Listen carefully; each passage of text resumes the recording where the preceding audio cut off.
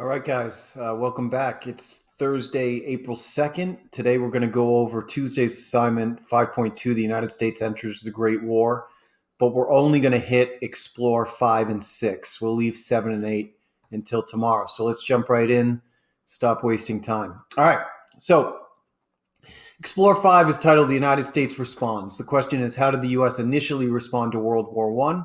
The first heading we see is the U.S. attempts neutrality. Woodrow Wilson, president from 1912 to 1916 and then 1916 to 1920, declared that the U.S. wouldn't take a side during the war and would remain neutral.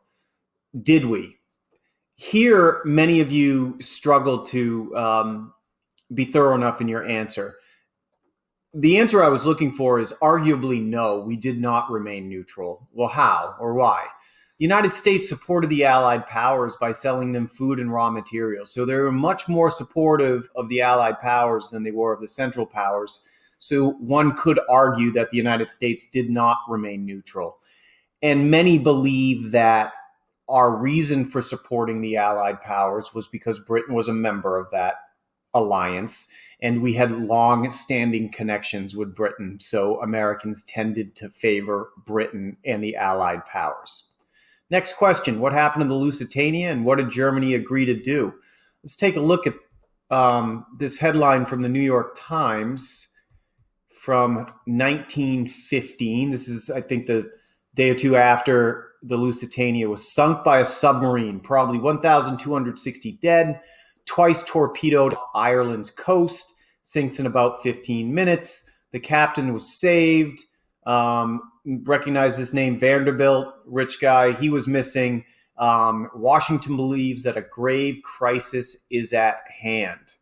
So that's the Lusitania. So it was a British passenger ship. Lots of Americans were on it, though, and it was torpedoed and sunk by a German U-boat, also known as a submarine. Here's basically what the U-boats looked like in World War I. Pretty grainy, black and white, but you get the picture, literally. A bunch of people died, including Americans. However, this did not push America into World War I, as John Green explains in yesterday's assignment. Why didn't it push the U.S. into World War I? Well, it was sunk in May of 1915, and we didn't get involved in the war until almost 2 years later, okay? Hoping to keep America out of the war.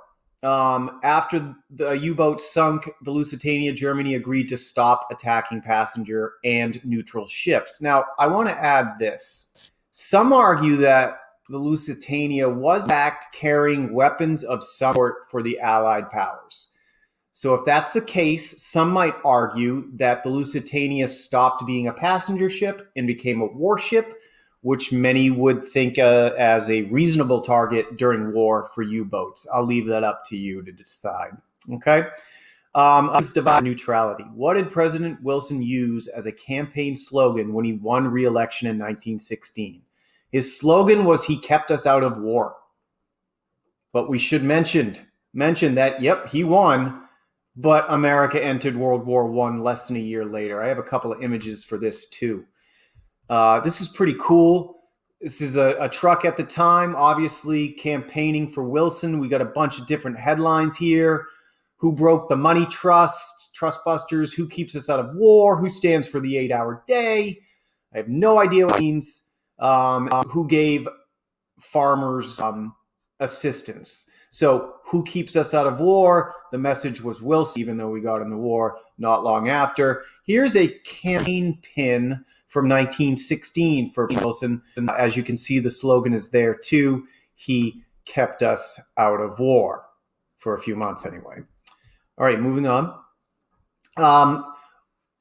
What did Germany launch in early 1917?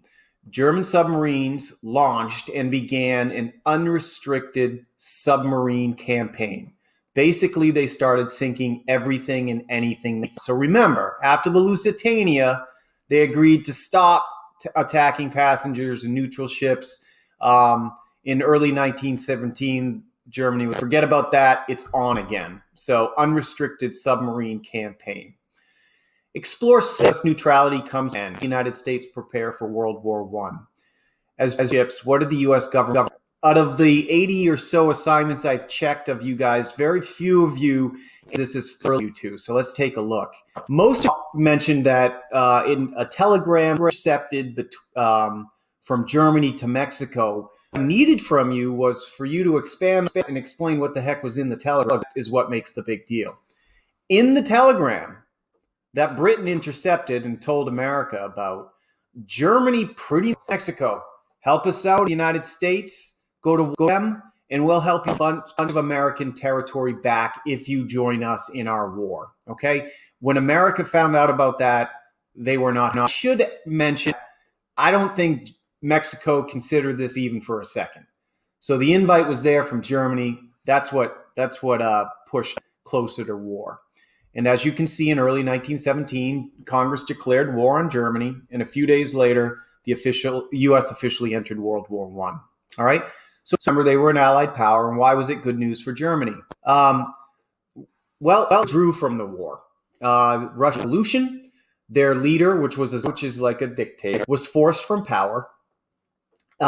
So Russia withdrew from the war. And this is a big deal.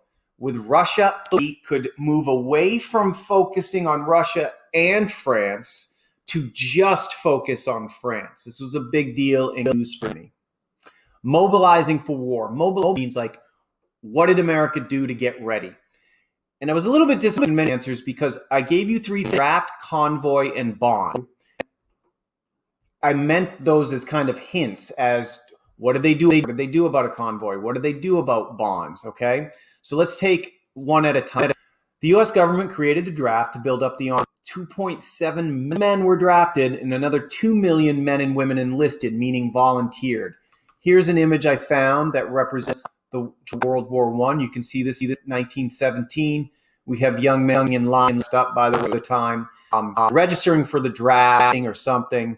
Pretty cool photo from over 100 years ago involved in the draft. Now, the U.S. government and Uncle Sam got involved too.